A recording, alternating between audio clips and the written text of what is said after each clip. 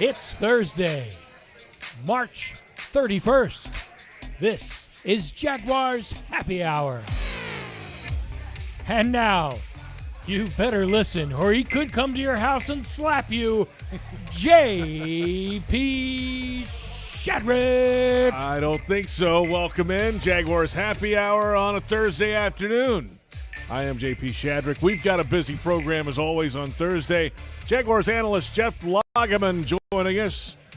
We'll get some highlights from the NFL annual meeting. We'll hear from Jags owner Shad Khan and head coach Doug Peterson.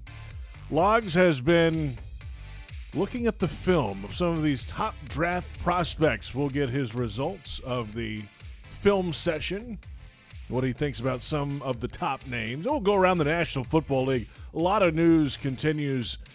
Free agency, of course, a couple weeks in, and some changes. A coaching change last night in the NFL and the NFC South. All that coming up. Logs, good afternoon to you. What's up? Good. Hey, it's all good, man.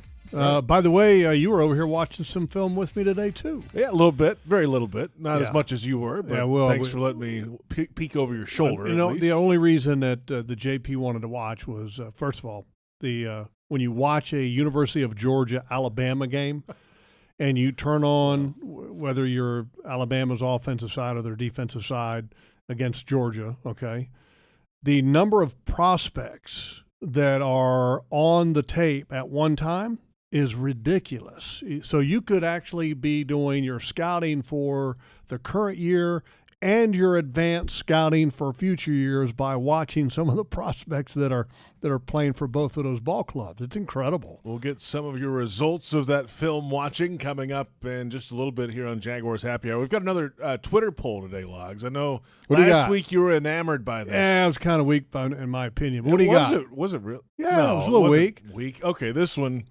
After player additions the past 2 weeks, what's the greatest area of need for the Jags heading into April? Very good question. The options were wide receiver, pass rush, offensive line, or other. Pass rush. We've got 282 votes so far. This came up about midday today. 46% say wide receiver, 33% say pass rush, 18% offensive line, 3% other. Well, I'm a little biased towards I would say pass rush. That's at JP Shadrick. Yes. So I can my Twitter go account. to Twitter you can go there now and check vote it out if you have that on your phone. I will. I'll pull up my Twitter account instantly and vote. Can't wait in the next break. We'll update that again before the show is over today. Of course, we're live on 1010 a.m. Jaguars.com, Jaguars Twitter, Facebook, and Jaguars YouTube. Let's get to the NFL annual meeting review. This is one of the very few times each year the Jaguars owner Shad Khan is on the record at certain points. Jaguars.com senior writer John Ogier had the exclusive with the Jags owner this week at the Breakers in Palm Beach, talking about the workplace environment for the Jaguars after the changes. Literally a lot of open discussion on where our weaknesses are, where our opponents' weaknesses might be, and where the strengths are, and how do we develop it and turn it into really a winning program. The full conversation available on Jaguars.com and Jags social media, and he's said this a few times in the interview logs. He's been here 10 years now. He's had a few different operating flow charts, if you will, right? Different iterations of that. And, hiring Doug Peterson in now with Trent Baalke, at least he said it on the interview. He feels like it's a good start in the right direction. You just got to go produce now. That's the next step. I mean, look, everybody feels great about where your program is in March. Okay, right. But the work has only just begun. And there's a lot of work left to do. So I don't think that any proclamations need to be made or statements made about how great things are now. Because the results speak for themselves when the games start being played because, oh, by the way, they keep count. So this football team's got a long way to go to getting this program headed in the right directions. When I say that, I mean, I'm talking about visible from a fan perspective and from a perspective that's being viewed from the outside, because nobody's seeing what's going on the inside, and nobody cares. People care about when it's time to play games, and they're keeping score and then keeping a record count. So And the reality is this team has won four games in 2 years. Last time I checked, that's not a lot. So no. A lot of work to do. And you like what they've done in free agency, but at the same token, you also spent a lot of money to get that accomplished. And that's not exactly what you wanted to do. You'd like to be able to do what Trent Baalke talked about, what the ultimate goal is, which is having a strong roster to where you're working on second contracts and then just supplementing your roster with a few guys here and there, instead of going out and paying top dollar in free agency or overpaying guys in free agency to get the productivity that you need to be a decent football team. And that's where this program is at right now. And you hope that in the future it gets to the point where it's self-sustainable.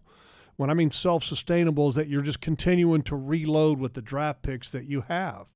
Because even though the Rams won a Super Bowl, okay, how many other teams have been able to do what the Rams did and win a Super Bowl? They're kind of the first to really go all in like that recently. I mean, look, the Tampa Bay Bucks did it because they got the greatest of all time playing quarterback. But, oh, by the way, that was a stacked roster prior to Tom Brady arriving. Tom doesn't play defense last I checked. I mean, a stacked roster. Yeah, they're pretty good on defense. So, this team's got some work to do to get to that point. So the full conversation with Shad Khan available on Jaguars.com from earlier this week.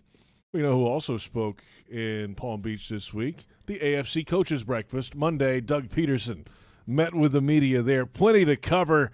We're going to start now on the offensive line, though. It's a big focus this week. There's been a lot of change since we last spoke, Logs. Of course, Brandon Linder calls it a career after 8 seasons. There's a question mark there now. They do have Tyler Shatley there.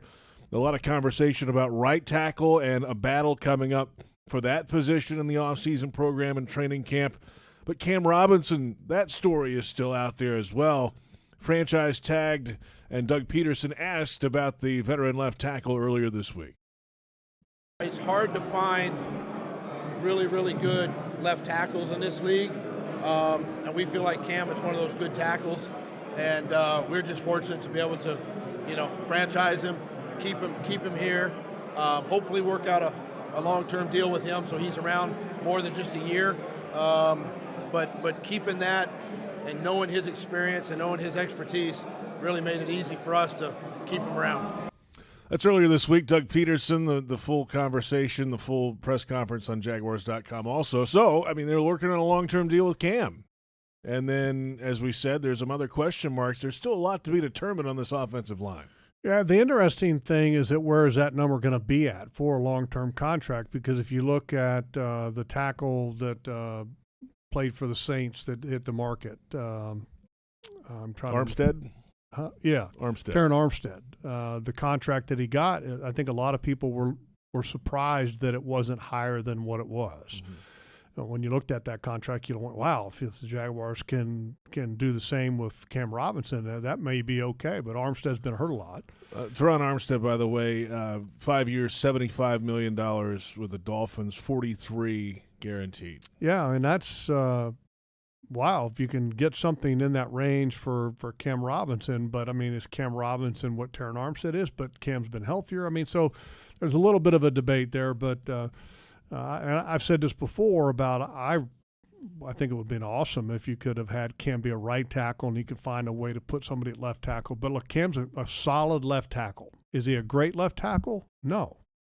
Is he a solid left tackle? Yes. Does it prevent you from having to go out and maybe try to fulfill that position in free agency or with the draft because you'd like to be able to create some competition at right tackle? So, I mean, yeah, it solves a lot of the issues. But I think the interesting thing, the news of the day for me was that there's a competition at right tackle. How about that, right? So Jawan Taylor, he spoke highly of Jawan, but said, hey, Walker's going to go in there. They're going to compete in the offseason program and in training camp. So get your binoculars ready for training camp. Ready. Yeah, it's going to be fun, right? I think that's needed. I said that before, that the right tackle position needs competition, and I didn't know that they would do that with the draft pick from last year. I thought maybe they but here's the thing. People have to be on board with where they're playing at. Jawan Taylor needs competition. We were kind of surprised a little bit when we had the informal kind of Q&A with coach and general manager with the local media, and when the question was asked by John Reed about Jawan Taylor, a kind of very stern response was given about how much they like Jawan Taylor. And I was kind of a little bit surprised because, I mean, look, I know you want to back your players, but at the same token, Jawan Taylor needs to play better. Well, I think that message was clearly sent this week at the owners' meeting that there's going to be competition at the right tackle because there needs to be. And then at center, Brandon Linder out. What happens there? I mean, you normally before we start talking about what's going to happen now, I think we got to congratulate him, Brandon Linder, on an exceptional career. Even though he has had some injury issues, which prohibited him from playing full season for this football team, you talk about a really good football player that when he was on the field, he was arguably the best lineman on the field for the Jaguars. Not to mention a top quality guy who did things the right way, and he was a total pro. And I got a lot of respect for him because of the way he's always gone about his business, because he played in an era that only had one really good season. But Brandon Linder came to work every offseason, came into the season and was the best at his best from a physical standpoint and did everything that he needed to do to prepare for his season. So I have a lot of respect for Brandon Linder. So congratulations to him. But, you said it, too. He missed 41 games in 8 seasons. That is a lot of time off to the side. But I think that wears on you, obviously, physically because you're getting banged up. But mentally, too, you're trying to go out there. If he's that much of a professional, which he is, you want to be out there playing and having to rehab all the time. And then you're thinking about the future after football, too. Maybe it's just time. Look, I'm obviously maybe a little bit slanted in the opinion of Brandon Linder because, I mean, I'm a friend. He's a friend of mine. And I like Brandon and was trading texts with him after the announcement was made. I actually was trading some texts with him beforehand saying, hey, did you figure out your football life? And he just said, I'm still working on it. And I said, well, best of luck with it and all that kind of stuff. And so anyway, when he made the announcement, I said, congratulations to him. He's got 8 years in. He did very well. He made good money playing in the National Football League, and I'm sure that he saved some of that money. But there comes a point, I think, in every player's career that when you start having injuries, because I went through some of the same things, that when you start having injuries, you have to start to weigh what's worth it. Okay, because look, the money's always great. I mean, and if it's just a question about money, you're going to keep playing until you get kicked out because the money's incredible in the National Football League. But the questions and the answers and the solutions are always more about money. It's about health. It's about a way of life. It's about making sure that there are certain components of your physical and mental well-being that are going to be intact for the remainder of your life. And so I think he made the best decision for him. I wish him all the best. I know he's not going anywhere. He's a huge fan of Jacksonville. He's going to be in Jacksonville for a long period of time, and I'm looking forward to maybe doing some things with Brandon, because he's going to have the time to do it. I was going to say, I have a feeling Brandon might make an appearance on the outdoor show from time to time. It's already been worked on. Yeah, it already is. Yeah, it's already been worked on. See? Exactly. Yeah. He's going to become a media darling all of a sudden. He wasn't all into it all the time here, right? Brandon was always very good, but when he was on, he was great. Yeah, but he wasn't always on, though, which is good. I mean, you can't like it too much, but congratulations to him. So where do they go from here? First of all, you have a really good player that I've said for the last couple of years that somebody needs to realize that Tyler Shatley's a starting center in this league. Sure. Then there's other options too. Look, Iowa has a really good center. Lindenbaum. His name is Tyler Linderbaum. Yeah. Linderbaum. Yes. And he's not a big guy. He's a smaller statured center, the 6'2" range. And so when you watch film on him, like, God, the guy looks pretty small. But he's a really good football player. He's nasty. He finishes. He's very aware. You can tell that when he plays the game, I mean, he's a football junkie, the way he plays the game. And so could he be a possibility for the Jaguars in round 2? Maybe. You never know. I mean, in round 1, Probably not. Round 2, round 3. I think he's a strong possibility. If he's still there, that's the question too. Yeah, you don't know where he's going to end up. But I think the one thing about Linderbaum is that since he's a 6'2" offensive lineman, I think that's going to push him down a little bit in the draft because look, if he's 6'3", 6'3 and a half, 6'4", I mean he's a first round pick lock. But 6'2" centers. I mean, look, that's not exactly a lot of people's favorite measurement when it comes to height, weight. But he's a good football player. A little later, we'll hear more from Doug Peterson on what he's seen on tape from quarterback Trevor Lawrence so far. But up next, Aidan Hutchinson and Evan Neal.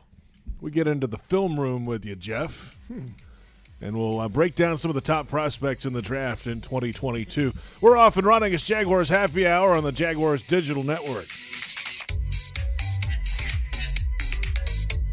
Hi, I'm Tito Beverage, founder and master distiller at Tito's Handmade Vodka. In 1997, we became the first micro distillery in the state of Texas, and we're still making the same smooth stuff after all these years. We're still cooking in a pot still, working with our dogs by our sides, having fun and tasting batches, and I'm still wearing the same hat, even after all these years. Head over to Tito'sVodka.com to learn more about what else we're doing the same. Cheers. 80 proof Tito's Handmade Vodka, distilled and bottled in Austin, Texas. Tito'sVodka.com. Shopping Publix with delivery and curbside pickup powered by Instacart makes getting your groceries more convenient than ever. It's basically the best thing since sliced bread, which you can order from the Publix bakery. You can also get fresh meats and cheeses from the deli, delicious produce, and Publix premium ice cream, all without having to leave your couch or car. Orders are available in as little as 2 hours. Prices vary from in-store. Fees, tips, and taxes may apply. Subject to terms and availability. Visit Publix.com/shop. Publix, where shopping is a pleasure.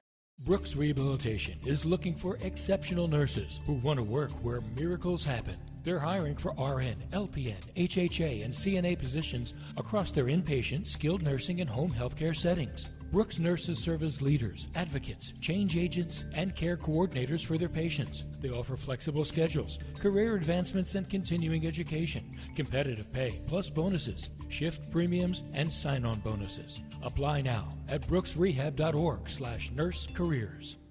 Your family isn't like anyone else's. Your home shouldn't be either. At Dreamfinders Homes, you can build the home of your dreams in one of their 30-plus communities in Northeast Florida. Choose from luxury single-family homes or maintenance-free townhomes from the 200s.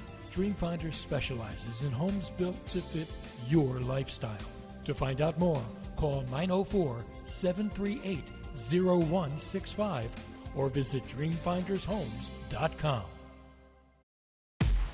At most sandwich places, asking for more of something is just part of the drill. But what if you never had to ask for more? What if more was just a given? At Daly's, more is what our sandwiches are built on. More meat, more cheese, more veggies, more quality, more taste. All for a price that's anything but more. Sandwiches from Dash, made fresh. Daly's. Jaguars fans, this year's draft day is taking over the Vegas Strip, and you could be there by entering to win the TIAA Bank Draft Day Sweepstakes at TIAABank.com/draft. One lucky fan will win a trip for 2 with airfare, hotel, and draft day tickets to see the Jaguars' first pick.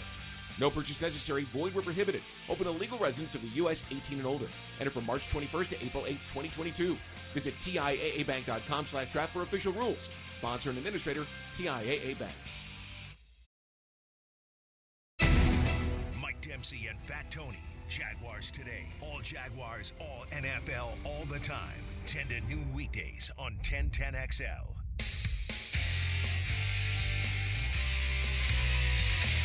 Welcome back. It's Jaguars Happy Hour on a Thursday afternoon, and there's no better time to become a Daly's Place Blue member than right now. Get access to the best seats and amenities, premium parking, and more for all shows during the 2022 Daly's Place season. And Logs, it's shaping up to be one of the best yet. The Dave Matthews Band, Keith Urban, Tim McGraw, the list goes on and on and on and on and on and on. Yeah, so don't miss out. That's some good shows. Brothers Osborne, heck yeah. Email ticketing at boldevents.com or call 904-633-2000. Lumineers? Two nights. Love them. 2 nights in a row. Lumineers are great. Yeah. Yeah. I might have to go check that one out. May 17th and 18th. You got Lil Durk, April 19th. Tim McGraw, May Who? 5th. Lil Durk? Who's Yeah. Lil Durk? I don't know that one. Durk, rap. Oh, And yeah. then, yeah. So I'm not a big fan of rap, just to let you know up front. Okay, that's not my favorite genre. The first concert, though, is, as you said, Brothers Osborne on April 8th. That's a Friday night. It's coming up in a week from now, a week from tomorrow. That's coming in hot. So the schedule is here, and so get your tickets. We got to call. The Hall of Famer, and then see if we can get use of his couch. Right? Right. I wonder if he got an upgraded couch since he got in the Hall I of think Fame. they just recovered it in like a gold. Yeah, like a gold fabric. Sense. Yeah. That'd make a lot of sense. Yeah, with probably got 71 sewn into it. Well, she got 3 back cushions, and they put these big patches on there. They sewed them in, on one cushion it says H, and the next one it says O, and then the next one it says F.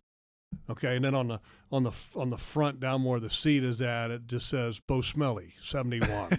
Right. Perfect.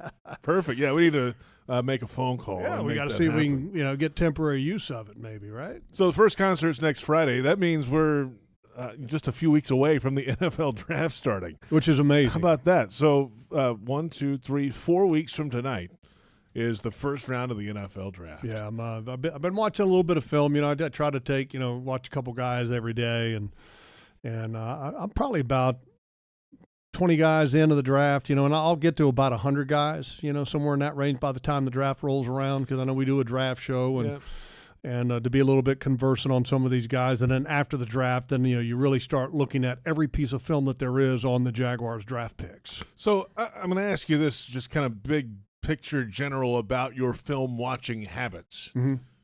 What do you look for? Do you have a checklist of things you want to see from a certain position group or player, or do you just look at it in general to see if he can move, or do you just kind of have a blank slate and say what he can do after you watch it? Typically, how I do it, first of all, I have like a website that has an unofficial ranking that might be Sporting News, or it might be CBS, or it might be a DraftNix website or whatever. So then I just have that list, and then I kind of work down through the prospects. And then what I do is that when I watch a particular game, then you try to watch other prospects at the same time. So like when you watch, I bring up the University of Georgia, right. There's essentially 3 or 4 guys that you can watch along the defensive line alone. And that's just with the defensive line. But, that's what you always try to focus in on, because I want to watch the end zone copy, and you're watching that position group. And then if you can watch the competition on the other side, if there's a really good offensive lineman while you're watching a Georgia defensive line play against Alabama, then obviously you can watch Evan Neal. Mm-hmm. So there's some advantages to kind of getting to know who the prospects are first before you start watching film, because then that way you can find out who I should be watching when the game is up. Right. But no, I mean, there's not a whole lot of rhyme or reason. You kind of go down the list, and then maybe you might watch a group. You might watch defensive ends one day. The next day, you might watch the quarterback class, which I haven't started to get into because they're ranked a little bit farther down in the pecking order.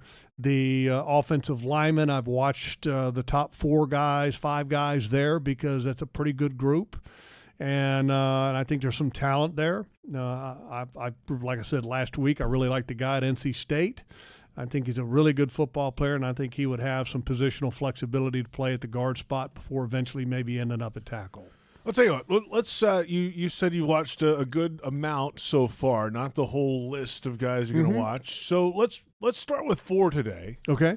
And these are 4 names that have really been mocked to the Jags the most of any. We'll start on defense with Aidan Hutchinson from Michigan. You might have heard of him. He was in the Heisman finalist, and he's the guy that a lot of people still feel, and even more strongly now after the free agency world has happened, that the Jags could go number 1 with. There's absolutely nothing not to like about him. Seriously. I mean, this guy, he does it all.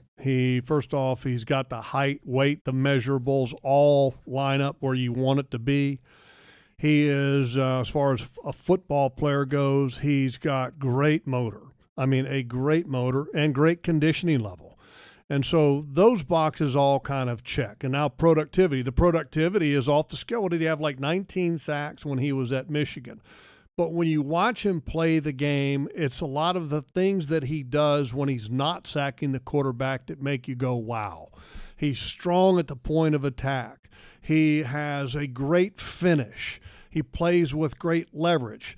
He finishes with great closing speed. The one knock that I would say, if you compare him to some of the other number one overall picks that have happened from that defensive end / linebacker position, like a Clowney or a Myles Garrett, he's not that type of athlete. But he's so productive, it's hard to knock him for not being that type of an athlete. I mean, because I can tell you, if Myles Garrett, if you compared Myles Garrett as a prospect when he was coming out, and you look at Hutchinson, you would take Myles Garrett all day long. Sure, you would. Yeah, I mean, because he's a superior athlete. Yeah, different. Superior. He's one of those guys that's just a freak. But Aidan Hutchinson is a freak from the standpoint of highly productive. T.J. Watt. You know how T.J. Watt just finishes, that he's not always most the athletic person, but his moves just work. Kind of that kind of a player, but I think he's got a bigger physical skill set than I think T.J. Watt. So I think he's a really good football player, and I think the Jaguars would not go wrong at all picking him first overall. Now, let's move along to another player that we were watching earlier today before the show, and a name that has popped up on some of these mock drafts at number one on defense, and it's Travon Walker from Georgia, defensive lineman who became a full-time starter this past season. He had some spot starts in the couple seasons before that, but he worked his way into the regular starting lineup last season on a really good Georgia defensive line across the board. Where is this coming from? Walker all of a sudden is moving up boards here, and he had a great combine. That's part of the reason. Well, first of all, he is a good football player from the standpoint of he makes plays, and he's strong. He has positional flexibility. He wears number 44, and at the University of Georgia, he was, for the most part, a 3-point and a lot of times 4-point, because he gets in this 4-point stance when he plays defensive end. But then he also kicked down. He played defensive tackle, the 3 technique. He also performed as a stand-up linebacker. He is strong. His hands are extremely powerful. He gets really good leverage. The only negative I would say is that if people are looking at him to maybe be a stand-up outside linebacker, I don't really see that in him. I think he's a defensive end and a guy that can kick down on the inside and be an inside pass rusher as a 3 technique. But I really like him. He's not a polished pass rusher. Like Aidan Hutchinson has a lot of really good moves, okay? And when you watch Travon Walker, he's still trying to figure that out, but he's still effective because he's big, strong, and he's got a great finish to him. That's the thing I think that might be one of the most impressive things, is that he finishes so much better than his teammate that we were watching a little bit, Jordan Davis, who some people think he is off the charts because he's big and strong and can run fast. But when you watch the film, where's the finish? That's what I keep saying when I watch Jordan Davis. Where's the finish? And for those who may not understand what finish actually means, what does that mean in layman's terms? It's a good question because, for example, when you watch Travon Walker, he engages with the block, and then he's got instincts to know where the ball is going. So he's getting rid of the block and then accelerating towards the ball. And whether he gets there or not, at least he's going that direction. He's headed that way. Yeah. Okay, when you watch a Jordan Davis sometimes, he's a 6'6", 340-pound man that ran an unbelievable 40 time. 4.78. Okay, but when you turn on the tape, you sit there and you go, well, you wouldn't know that he would run fast because he doesn't run a lot when he's on the field. He kind of has stalemates on blocks, and then he doesn't shuck the block, and then he's not pursuing whether he gets there or not. And I think that's one of the things that would prohibit me from sitting there even considering him for a top 5 pick, because where's the finish? And I made the comment to you, JP, look, if you're going to pick somebody in the top 10, he can't be a guy that the University of Georgia was taking off the field on 3rd down. Yeah. Okay, and I don't see him as an every down player in the National Football League. And so Jordan Davis, we're talking. Yeah, yes. Jordan Davis. So if he was going to get drafted in the top 10, he's got to be one of the best first and second down nose tackles in the history of the league for him to be drafted in the top 10. Right. I mean, because Travon Walker, 3-down guy, plays defensive end, plays defensive end in a 3-4. He plays defensive end in a 4-3. He can be a stand-up rush guy. And then he also can be a drop guy. And then if you wanted to, could he play as a nose tackle? He actually physically can do that. Okay, Aidan Hutchinson is a guy that can play defensive end with his hand in the ground, but that's not his strong suit. Okay, I'm going to go back to him a little bit because I think Aidan Hutchinson is an all-day 2 feet in the ground, and as a 2-point guy. He is a stand-up outside linebacker. That's where he performs best, when he gets his hand in the ground. For some reason, he doesn't play as well from what I've seen. And so interesting. So I think two really good prospects. I know Maurice Jones-Drew had kind of mocked Travon Walker first overall to the Jaguars, and he was kind of be a little bit shocking. I don't know if he would be a first overall pick. I don't see that kind of production, but I think he's a very interesting prospect, and he's gonna make somebody give somebody a really good football player. Well, let's move along to the offensive line. This is Jaguars Happy Hour on 1010XL and Jaguars.com. JP Shadrick, Jeff Lageman will go around the league at 4:45 today. Well, Evan Neal did not work out at the Combine in Indianapolis, the Alabama offensive tackle on the left side, but he did yesterday in Tuscaloosa at the Alabama Pro Day. I think there were about 8 or 9 players that worked out yesterday for a few NFL coaches and scouts and everybody. But all eyes were on Evan Neal. He had been mocked to the Jaguars quite a bit at number 1 earlier in the process. What did he weigh in at that pro day? Do you know? I'm just out of curiosity because, weight has been a little bit of an issue with Evan Neal in his history. So I think that's a very – I guarantee you that a lot of scouts, that was one of the first things that they wanted to see was what did he weigh in at, what kind of shape did he look to be in, because he's one of those guys that if he doesn't watch it, you remember the right tackle that played for the Buffalo Bills way back in the K-Gun days when Jim Kelly was the quarterback, Howard House Ballard, they used to call him. He was about 375. Right. And if Howard, I think his first name was Howard House Ballard, House was his nickname. If he had actually had his weight a little bit more under control, he would have been a really good right tackle. So the latest I can get is right before the Combine, he weighed in at 337. Yeah, and he played heavier than that at the University of Alabama. He was 351 listed at Alabama. Yeah, and he probably ended up weighing about 360-ish. Because and the reason I bring that up is because at times Evan Neal doesn't look like a great athlete, okay? He's not, put it this way, he is not in the Tony Boselli prospect category of potential Hall of Fame left tackle. I think he's on the ground a lot. I think he's extremely powerful, and he's got good footwork as far as you can tell that he's been coached very well. Very well. And his footwork good. His hands are good. When he gets his hands on you, typically he's going to eat guys up. He does a good job of driving guys. But when he gets somebody who is athletic, that's where I think that he can really struggle. And maybe some weight loss would help him and will help him in the future. But is he a hands-down, surefire number 1 overall? I can't say that he is. I just don't see that.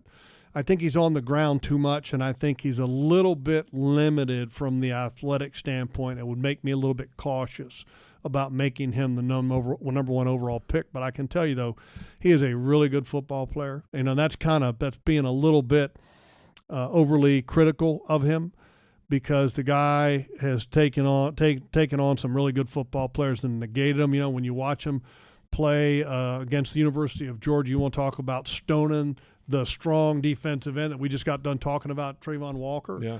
And not many people can stone a Travon Walker. So I think he's a good football player, but I like the guy at NC State better, to be honest with you. One more note on Evan Neal. I think he had 1 penalty all of last season against him, and I think 6 in his entire career, and moved around a few different positions, played guard 1 year, played right tackle 1 year. Now, of course, finished at left tackle. Let me ask you a question, though, because if somebody's moved around a lot in their career, does that make him more valuable, or does it make you question why he played multiple positions because he wasn't good enough to be in one position and own it? Well, I mean, it also tells you about all the other guys that were playing those positions in Alabama, too. Maybe, I think there's part of that. Well, and Alabama's a little bit different, but Right. I still think in my mind, because of some of that has happened, I would sit there and wonder, if he's that good of a left tackle, then why didn't the University of Alabama leave him at left tackle and say, you're the man? 3 years, yeah. Okay, and then find places for other guys, because, if I've got a guy who's a dominant, best left tackle, hands down, I'm not moving him. I'm moving other guys, So I think that's maybe a little bit of what I'm referring to, and maybe some of my hesitation to, as far as proclaiming him, this great left tackle, number one overall pick. That's like I said. He's not to be confused with Tony Baselli. Yeah, because they had Alex Leatherwood there. Jonah Williams was there in 18 and then was gone. And then but let me say this. Yeah. Okay, Leatherwood, Jonah Williams. Okay, these guys here, were they elite? Jonah Williams was, but that was before Evan. That was before him, so he wasn't even. But Leatherwood, Leatherwood was considered to be a little bit limited athletically. And where did he play with the Raiders? Right tackle. Right. So that's my point. Is that if he were that good, he would have been at left tackle regardless. And then final thought on Ikem Ekwonu, your guy from NC State. You love him. Got finish. Plays exceptionally well. He's quickness. He got finish, man. You want to talk about powerful finish. I don't know what this guy's upper body is completely made of, but it's got a lot of muscle, because the guy can literally pick guys up and throw them out of the bar. And legally, not grabbing a guy and and throwing them down. In public. He can push guys out the bar. That's how big and strong he is, athletic, and but he's not perfect. But the one thing I think that's attractive about him is, with the Jaguars, potentially, is that if you drafted a guy like him, he could end up playing guard for you for a while, and I think he would be an exceptional guard. And I think he can be a really good left tackle. I don't think, again, he's not he's built a little bit more like a guard. He's not quite, he's not 6'6" or anything like that. But interesting matchup. The guy that really kind of gave him fits was Florida State's Jermaine Johnson. And so if people want to watch a really good matchup, watch NC State, Florida State, and Jermaine Johnson, because Jermaine Johnson's a good football player. Let's come back in a moment. We'll hear from Doug Peterson again from the NFL annual meeting on what he has seen on tape from Trevor Lawrence. And a little later, around the NFL. A lot of news around the league the last week or so. This is Jaguars Happy Hour on the Jaguars Digital Network.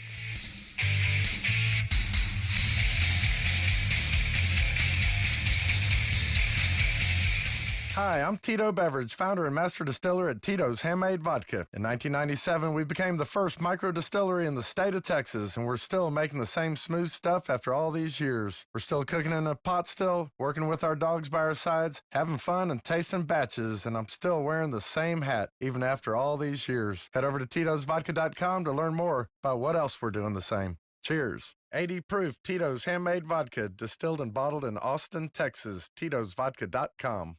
Brooks Rehabilitation is looking for exceptional nurses who want to work where miracles happen. They're hiring for RN, LPN, HHA, and CNA positions across their inpatient, skilled nursing, and home healthcare settings. Brooks nurses serve as leaders, advocates, change agents, and care coordinators for their patients. They offer flexible schedules, career advancements, and continuing education, competitive pay, plus bonuses, shift premiums, and sign-on bonuses. Apply now at brooksrehab.org/nurse careers.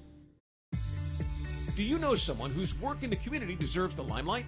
Nominate them at TIAABank.com/community champion so we can celebrate their impact on equity, education, or the environment. Each champion will enjoy a Jaguars game from VIP field seats, see their story told on the big screens, and receive $1,000 towards their cause. Nominate someone before May 6th. Visit TIAABank.com/community champion for details. From vintage sneakers to bacon-scented soap to water fountains for your pet, all can be had with a few simple clicks. Problem is, you never really know what you're going to get until they show up at your door. Introducing Ford Blue Advantage. It's used car buying that's built for you. Not only can you shop for used vehicles online, in person, or both, you can also test drive before you buy, so you know exactly what you're getting. Plus, get history reports, vehicle inspections, Ford warranties, and the expertise of factory-trained techs. Visit FordBlueAdvantage.com today. Your family isn't like anyone else's. Your home shouldn't be either.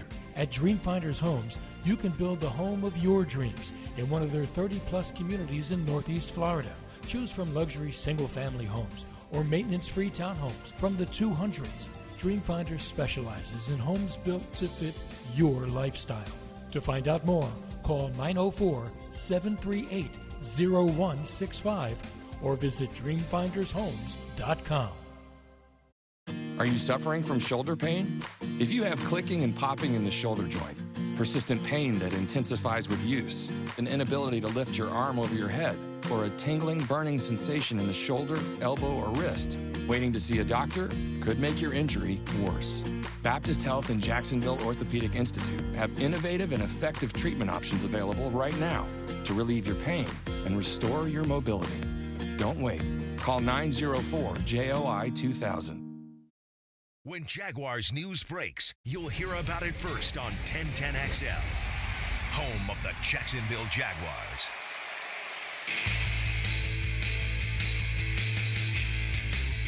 Obviously, he throws the ball well on the run. That was one thing. Number two, he throws the deep ball really well.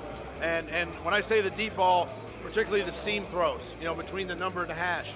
And that was something that kind of popped out on film as we were watching him and studying him, this offseason. So those are all things that we can try to use, as we move forward in developing our scheme offensively. That is Doug Peterson from the NFL annual meeting on, guess who? Trevor Lawrence, Jaguars quarterback. And welcome back. It's Jaguars Happy Hour. JP Shadrick, Jeff Lageman on 1010 AM in Jacksonville, Jaguars.com, Jaguars Twitter, Facebook, and YouTube. The podcast's on the free iHeartRadio app. Search Jacksonville Jaguars. Hit us up on Twitter also at JP Shadrick, at Logs56. Do you agree with that?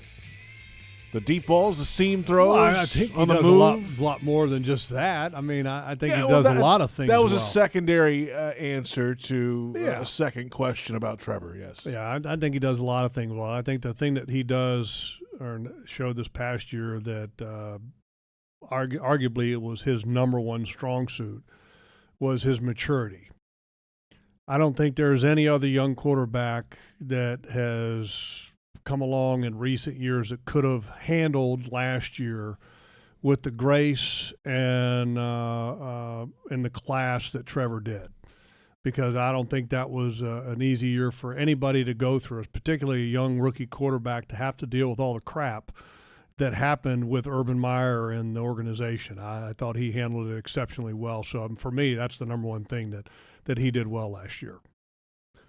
Hate to say that. I mean, that's the reality. I mean, it's sure. Look, that obviously doesn't come out on tape. But any number one. Any other mere mortal would have been eaten up by it. I Right. mean, and Trevor handled it well, and I thought he was poised and showed great leadership in backing his teammates.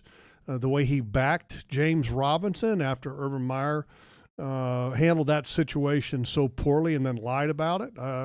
You couldn't have asked for anything better out of your quarterback than to have him support his teammate and his team. And I thought that was exceptional. Some of the physical things that Trevor does. I mean, look, there was a reason why he was QB number one for many years and thought to be the number one prospect and one of the greatest prospects to ever come out in recent time. So all the physical tools are there. He just needs guidance, and he needs better players around him, and he needs experience. And some of the other things that we're hoping for will come eventually. That leads me to my next question for you, Logs, and stay with me here. Of course, Doug Peterson said that Travis Etienne should be good to go here very soon, and he'll do some football things in the offseason program. It's a good step in the right direction, and they're expecting James Robinson closer to training camp and in that time frame to be ready to go. That's at running back. They've added a tight end in free agency. Dan Arnold expected to be back. They've added 2 wide receivers in free agency to go with Marvin Jones, Laviska Shenault, just to name a couple of guys that are here before. What else do you want, at least in terms of weapons on offense around Trevor? Well, I want to see young weapons that can develop, and that's through the draft. I think you've got to find a way to add to your offensive line a little bit in the draft. I like the tight end position where they're at. I think they're really good there because they've got 2 guys that can catch the ball, and then they've got a really strong blocking tight end returning. I think the receiver position, you need a dominant guy that can play on the outside, that can make plays and go deep. I don't think you have one. Even though that you've signed a couple guys in free agency, I think Zay Jones is just a solid guy. And in free agency, you pay solid guys more than just solid pay. That's just kind of how it works in free agency. And Kirk, I think he's a dynamic, explosive player that you can get creative with him and doing things with him movement-wise, but I don't think he's a guy that's going to just make a living on the outside.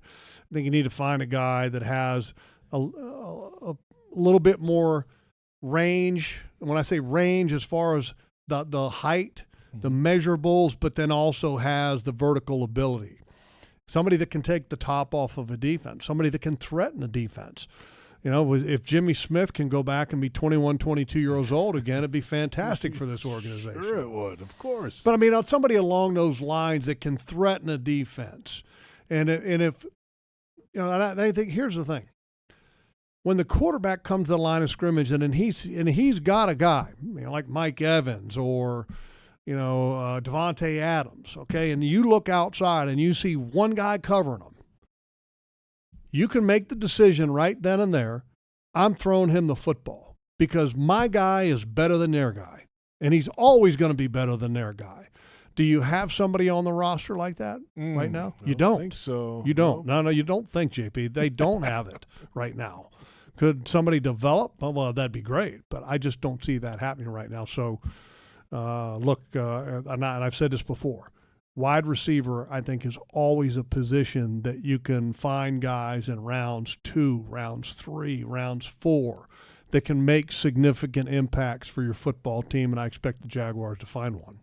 The Jaguars are future-focused and ready for a new look in 2022. Join us at the bank this season as Doug Peterson and Trevor Lawrence and others, of course, lead the charge. Lock in your seats at jaguars.com/tickets or call 904-633-2000. New season tickets on sale tomorrow. And as a season ticket, remember, you'll get access to exclusive experiences, events, and player appearances. Don't miss your chance to be part of the future. Jaguars.com/tickets for all the details. We'll go around the National Football League when we return. It's Jaguars Happy Hour on the Jaguars Digital Network.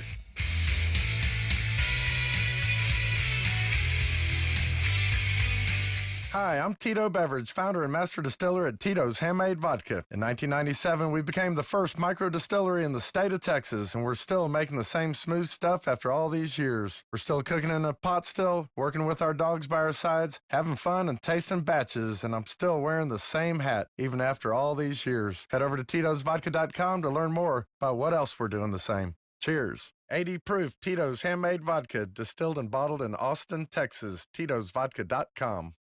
Are you suffering from shoulder pain?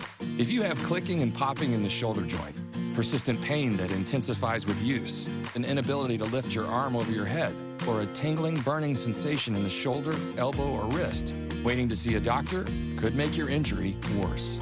Baptist Health and Jacksonville Orthopedic Institute have innovative and effective treatment options available right now to relieve your pain and restore your mobility. Don't wait. Call 904-JOI-2000. From vintage sneakers to bacon-scented soap to water fountains for your pet, all can be had with a few simple clicks. Problem is, you never really know what you're going to get until they show up at your door. Introducing Ford Blue Advantage. It's used car buying that's built for you. Not only can you shop for used vehicles online, in person, or both, you can also test drive before you buy, so you know exactly what you're getting. Plus, get history reports, vehicle inspections, Ford warranties, and the expertise of factory-trained techs. Visit FordBlueAdvantage.com today. Your family isn't like anyone else's. Your home shouldn't be either. At Dreamfinders Homes, you can build the home of your dreams in one of their 30-plus communities in Northeast Florida. Choose from luxury single-family homes or maintenance-free townhomes from the 200s. Dreamfinder specializes in homes built to fit your lifestyle.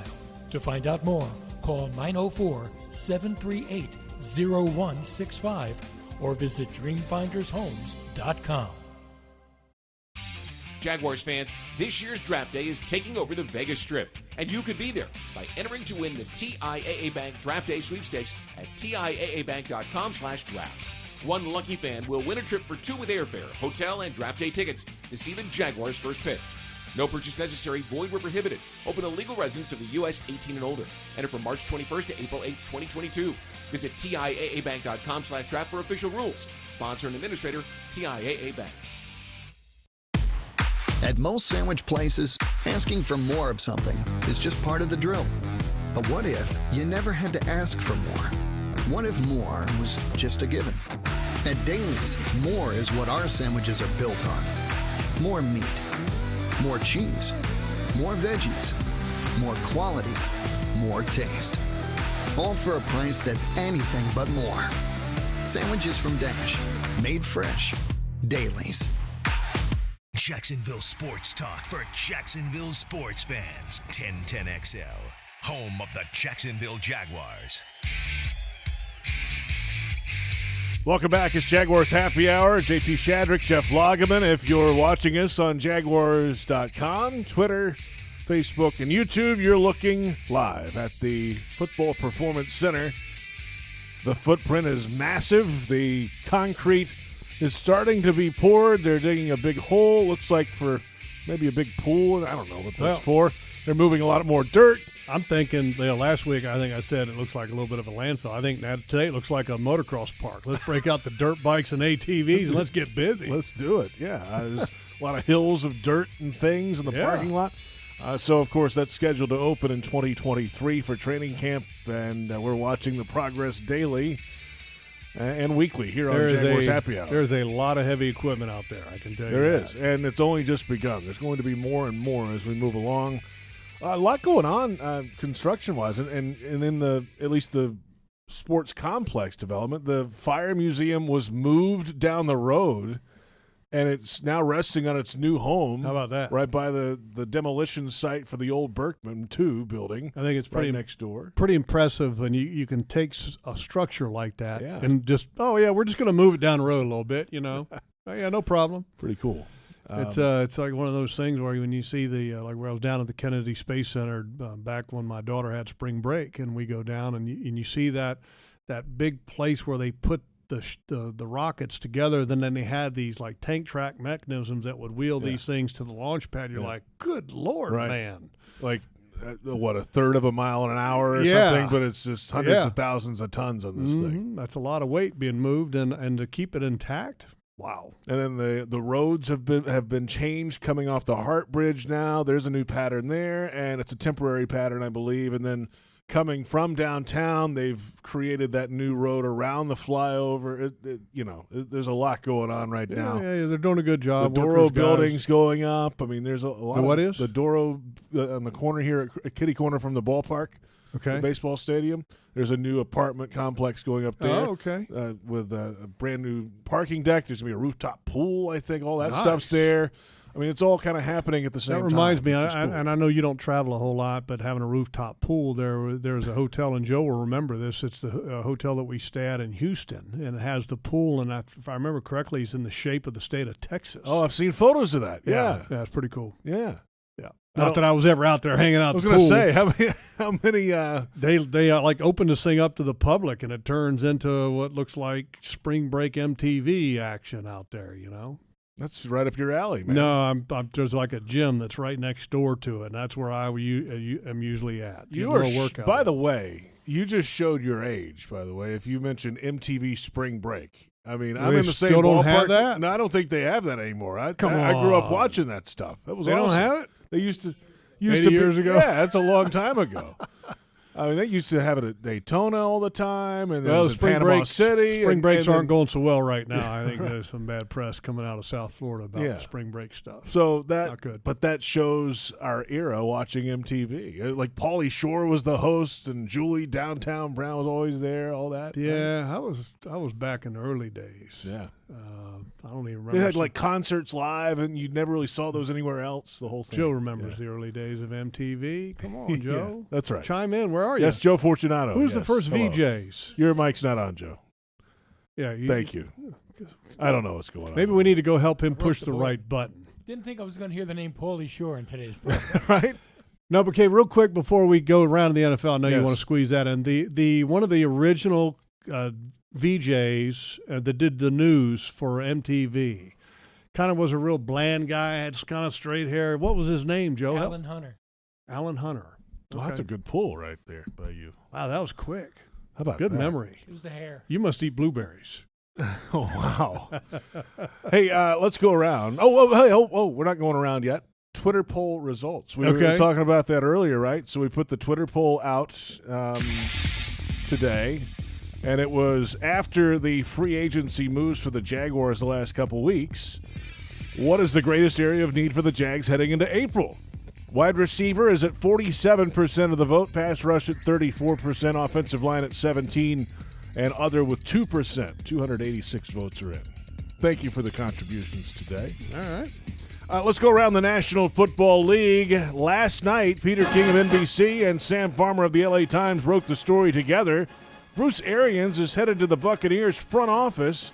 Todd Bowles elevated to head coach of the Tampa Bay Buccaneers. I think Todd Bowles is a fine coach. I think that he didn't get a very fair shake when he was up in New York with a bad organization that had its own level of dysfunction. I thought Todd Bowles handled all of that up there exceptionally well, and I'm glad he's getting another shot. And kind of curious as to what the reason was given as to why Bruce Arians is moving into a front office role. Did they explain any of that by chance? He'd been in football for 40-something years and just felt it was time, I think, from what I read of his statement coming Well, up. I mean, the reason I kind of asked that, and I'm kind of doing it out loud, was that something Tom Brady wanted to see? I think it wasn't like he wasn't aware, I think, of what was going on, because he retired, came back, and then I think it was all kind of in the same little time frame there. It feels that way. Interesting. And Arians said, hey, the organization's in a great place,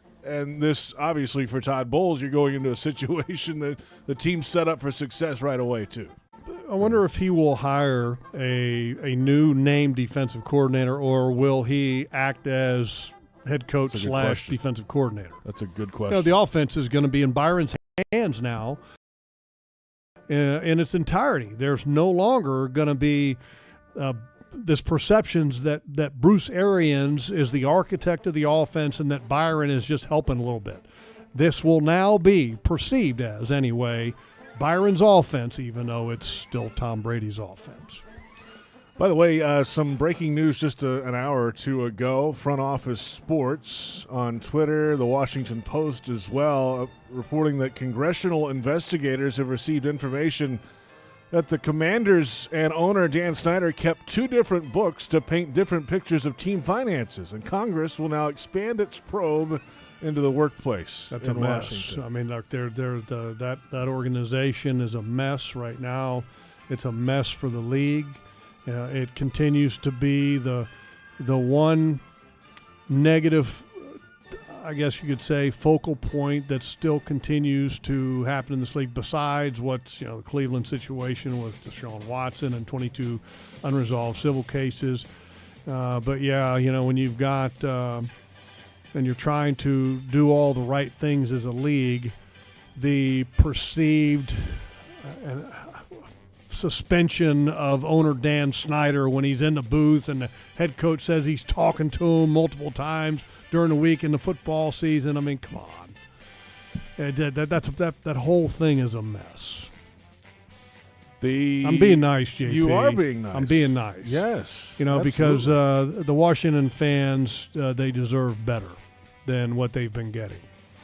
The longtime Houston Chronicle writer John McClain retiring from daily writing after 47 years, was with the Waco Tribune-Herald from 73 to 76. Great writer. Moved to the Chronicle and covered the Oilers in the beginning, of course. A member of the Pro Football Hall of Fame Selection Committee and the 06 Dick McCann Memorial Award winner from the Pro Football Hall of Fame. Good guy, excellent writer, has been one of the great sports writers in the history of the league, and congratulations to him. No really, doubt. He's been a great guy to be able to cover the league. And there aren't many better follows on Twitter when the Texans are struggling. It is absolutely He's not afraid. Entertaining. He's not afraid. Does not hold back. Our thanks to Brent Reber, Joe Fortunato, and Blake Stewart on the graphics side. For Jeff Lageman, I'm JP Shadrick. We'll catch you next time. It's Jaguars Happy Hour on the Jaguars Digital Network.